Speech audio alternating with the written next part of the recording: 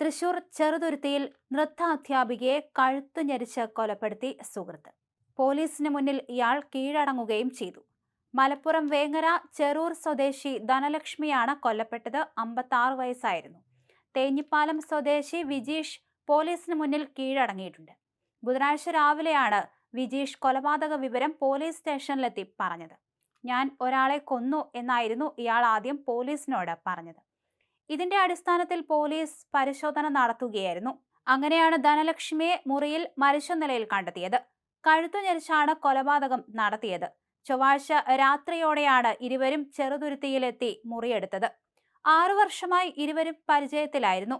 തന്നെ വിവാഹം ചെയ്യാൻ ധനലക്ഷ്മി നിർബന്ധിച്ചു എന്ന പ്രതി പറഞ്ഞു. ഇതിനാലാണ് താൻ കൊലപാതകം നടത്തിയത്. ചൊവ്വാഴ്ച രാത്രിയോടെയാണ് കൊലപാതകം നടന്നതെന്നാണ് പോലീസിന്റെ നിഗമനം. സംഭവത്തിൽ പോലീസ് കേസെടുത്ത് അന്വേഷണം ആരംഭിച്ചിട്ടുണ്ട്. മൃതദേഹം മെഡിക്കൽ കോളേജ് ആശുപത്രിയിലേക്ക് മാറ്റി.